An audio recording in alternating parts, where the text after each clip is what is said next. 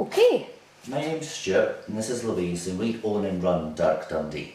So Dark Dundee do walking tours in the city centre and they're all about local history, stories from Dundee's past, but really the dark side of history. We don't do the boring parts, do History we? can be quite boring and long and dry, so we've cut that out. You only get the good stuff. So we've got a lot of regular tours that we do all throughout the year, and then we do these week or 2 week long special events in kind of different locations or all around different themes and periods and places in Dundee's history. We've done, what, 13 tours? 13. Different tours to date, and the business has been running since April of 2016. And since then we've seen just under 6,000 individual guests at all of these tours. So as you could imagine, the tourism industry is beginning to get a little bit busy. Now it's just the two of us at Dark Dundee. We do everything from the website down to taking the tours out on the streets as well. But obviously we have plans for the future and the way that Dundee is moving as a tourism destination to expand and grow and hopefully do a lot more in the years to come. We've been quite lucky though, because we do have a unique set of skills. Because we have designed for web and for graphics before, we can do a lot of the work ourselves, so that takes the pressure off. So the website that you have at the moment, you've done that yourself? Yes. Okay, and so can you tell me a little bit about the design and how the website... The design of the website's actually changed a lot in the last few years, because it started off very old style. It started off as sort of old parchment paper looking, if you like, and it did fit the purpose for the time. But we realised that the business was developing a lot faster and the website needed to be slightly different to incorporate that. It wasn't particularly mobile compatible, which was a huge thing, because when we did our research we found that over 50% of our users are on mobiles. Right. Okay. And we initially, the website was developed to just be online, so we had done the research, wrote all these stories on the website, there was advertising on there.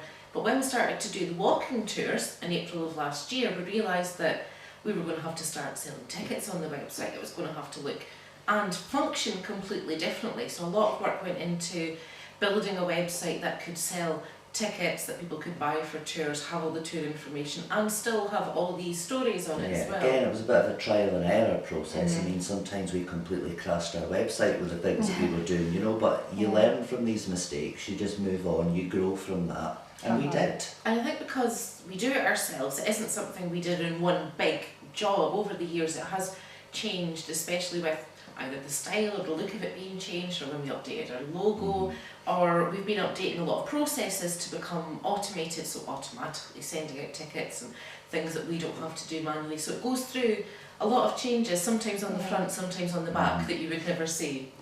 So you've obviously spent quite a lot of time doing the website. So if you didn't have those skills already, how would you have managed to do it? You would need to pay somebody who does have those skills based on your ideas. Our issue would have been, we would have hemorrhaged money over the last few years for the amount of times we've tweaked our design or realised something's happened in our business that our website maybe can't accommodate particularly well. We would have had to take that back to the drawing board with web designers or graphic designers in order to do everything. Right. Yeah, I think it's very different when, obviously when we first started, we hadn't sold tour tickets before, we didn't know how the process worked. We would have then probably, like you say, had to go back and get the website redeveloped again, because, you know, especially in the early stages of your business, you're still trying things out, you're not sure what works best. So it's quite good that we've been able to, for free, well, our time, go in and make these changes ourselves. And do you feel that that's impacted quite a lot from your actual running the business itself? It has impacted a lot on the running of the business, but we have managed it. I mean, between the two of us, you know, we can actually accommodate all the workload that we've got. But yes, I do think perhaps there could have been a bit of a trade-off where we'd given things to somebody else. Like Louise mentioned, we do special events, and each of those special events needs to have its own marketing campaign, which needs images, it needs text, all the tours need to be planned, they need to be written and researched. If we didn't have to do all the advertising and the marketing and the graphics on top of everything else, it's not just the website, is it? It's the website puts the information up, but then you have to link it to other websites and, like Stuart says, do the social media with Facebook and Twitter. making all the images of all the right sizes that go on all these different things. It all takes up a lot of time. Yeah. So would you say then that Dundee, your website at the moment, are you 100% happy that that's your identity and brand? Oh, we're 100% happy that that's our identity and our brand. We are not 100% happy with the way it functions. But we're perfectionists. I don't think we would ever be 100% happy with the way it functions. Going down onto the functioning part, what changes are you looking to make? We like to automate a lot of the processes. Originally, when we did start the website, Louise was having to do a lot of manual work in terms of if somebody bought a gift voucher, for example, she would then have to manually go in, process this order, send out an email with the gift voucher. So it was very time consuming. Sure. That was the first time we realised that we needed to adapt something. Right, Then from there, we had one special event. So many people tried to get on the website, it crashed our website. So again, we realised we needed another part of this process to be automated. We changed it and it works for us. Good, okay. So what would you say then are the key messages that you're getting out there? Do you think that you're happy with, that's how you've been received? We're fairly happy, yes. I mean, obviously we're kind of looking to the future at the moment about our upcoming events, the way we want the kind of brand to be positioned as well in the upcoming year. And I think it's about always developing it. You know, we're always looking to do something different or something unique or better than we've done before. I mean, the message of the website really is, one, that history doesn't have to be dull, and that the dark stuff in history really has a significant bearing on things that happen now. You can really learn from your mistakes, not just your own personal mistakes, but mistakes people have made hundreds and hundreds of years before you. But all done in quite an informal and relaxed way. Yeah, quite fun then. We always want it to be quite fun. Death with a smile. I mean, because we could do everything, including the website ourselves, I mean, we have these terms and conditions on our website which you have to sign up for, which they're not your normal terms and conditions. No, they're not. If you've got a chance, have a look at our terms and conditions. A lot of people have a good laugh at them. Right, okay. So in terms of just the website, how do you feel about social media use?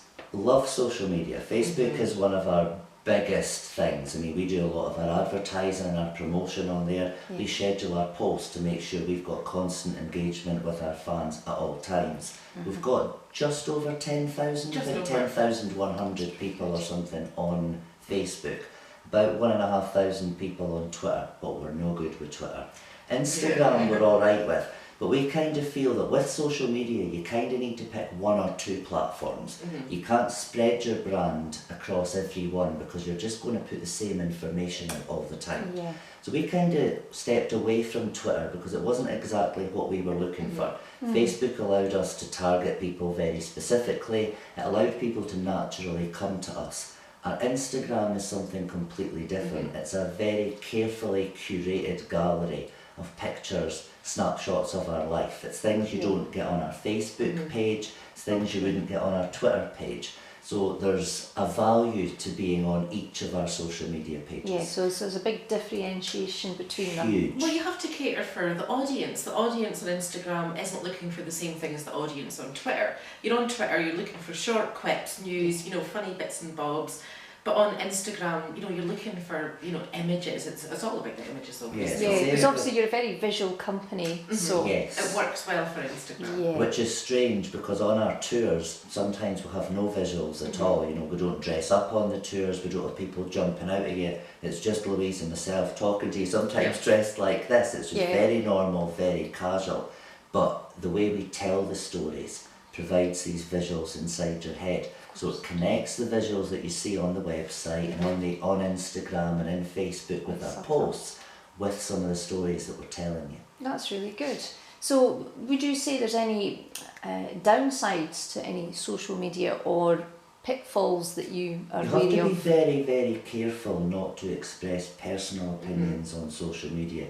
Even on your own personal social media pages, irrespective of whether there's a business or anything there, you need to be very careful what you talk about. People have common sense, there are things you should and you shouldn't talk about in public forums. If you wouldn't say it to your mum, don't put it on social media. That's a fairly good rule, isn't it? Because if you put anything online, whether it's on the internet or on social media, first of all, if there's any mistakes in it, people will pick that up for you. But we're always quite grateful if someone puts a comment or an article and says, this was actually that or that word's wrong, we can update it, no problem. But yeah, you just have to kind of be aware that you put something out there. Everybody in the world with all different kinds of opinions is going to see it, but we're quite open-minded. We like hearing alternative points of view, even if people disagree with us. As long as it doesn't get too personal or ridiculous, we'll keep that kind of banter on our social media, because it does sometimes invoke conversation, and sometimes conversations need to happen. It doesn't need to be particularly inflammatory, but providing that you can provide a vehicle for them to do that in moderation, it's not too bad. It can be quite healthy. Good, good. So you're obviously very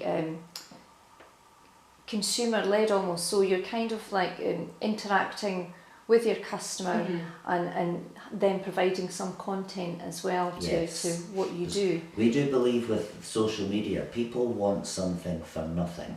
They don't want you just to share other people's posts all the time. They want you to provide them with content. And I think that's why we've got quite a good following, because there's about, 130 stories on our website? About that, 130, 140 stories that you can read for free. And we share them on our Facebook page as well to engage with people and get people to reconnect with the stories, talk about them. It's very important.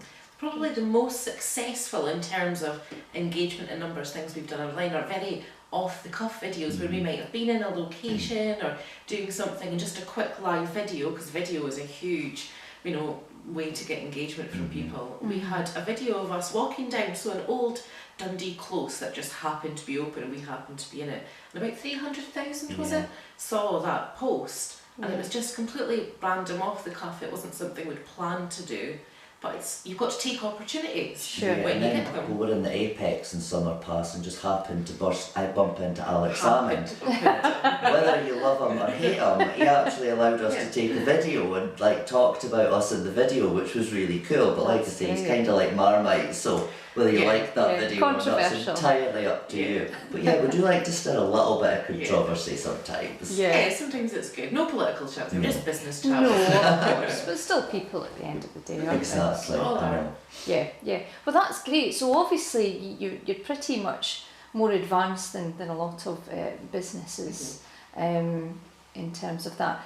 Going forward into the future, so if you envisage yourself expanding suddenly very, very large, how would you cope then? Would you then consider, because obviously you place a high value on your identity and branding online, would you then consider, passing that to someone? In the first couple of years it really has been about profit margins. It's been about trying to keep everything as close to our budget as possible, because we can do a lot. But now things are expanding and we are looking to take on more staff and free up some more of our time. That's exactly where we'd be going. Okay. I mean, the hope is, we'd be so busy and have so many events and so much work on that we need people to do things like this, to do takeover website or graphic design jobs. You need to be quite competent in order to handle what we would throw at you, I think. So obviously you'd be looking for somebody that got you as a company and what you're trying to do. So obviously that relationship would be And again, critical. They need to realise that our website is customer focused, our business is customer focused. So the easier they can make those processes along the way for our customers, the better for us. We don't want things overcomplicated. We spend a lot of our time trying to uncomplicate complicated things. Yes. And we do get a lot of feedback from our customers, which can help us, look at the user experience on our website. We are always trying to review that, listen to what people are telling us. If they can't find a link for something or a button is difficult, it's trying to look at different ways of doing that. So like Stuart said, very led by the customer's needs. We would kind of hope that somebody that's got actual skills over and above what we have would be able to spot these things, looking at our website, looking at our branding and say, right, I know how I can take you forward. And we'd be quite happy. Yeah. So it's very hard obviously to put a figure on all the work that you have already put in yourselves. But I suppose it's kind of just gauging a ballpark figure of what that's worth to you. So suddenly your company expands and you do then look, what kind of investment would you put towards It would be in the thousands. It would have to be. Okay. It could be anywhere from Yeah. £5,000 up to £15,000, depending on what we want. Yeah. Because if we did something like that and took a brief to a company, we need this thing to be future-proof. Mm-hmm. Yeah. I am not paying £15,000 at the outset to 3 years down the line need to pay another £15,000. That's just not going to happen. So the plan needs to be future-proof. It would need to be adaptable as well. But we would be open to spending that kind of money because Yeah. with the background that we've got, we understand that that is a lot of money. We understand the value. It's probably worth a lot more than £10,000 to £15,000. But yeah, Yeah. as a ballpark figure, Sure. No, that's great. Well, thank you so much for your time today. If you have any other words of wisdom that you would like to Work hard. share. Definitely has to be about working hard, because we've had a lot of ideas over the years, haven't we? Things that we've thought about doing, but it's only once you really put everything into a project, and consistency is important. It's not just working hard for a Yeah. day or a week, is it? planning is very important too, because really you can't just rush into a project and expect everything's going to fall into place. You really do need to plan this so that you know exactly what's happening, what your timescales are, and to make sure it's achievable. You shouldn't bite off more than you can chew. Yeah. Voice of experience. You can tell we've bitten off more than we can chew. Yeah, a few times. Great. Well, thank you very much. No problem at all. Thank you for having us.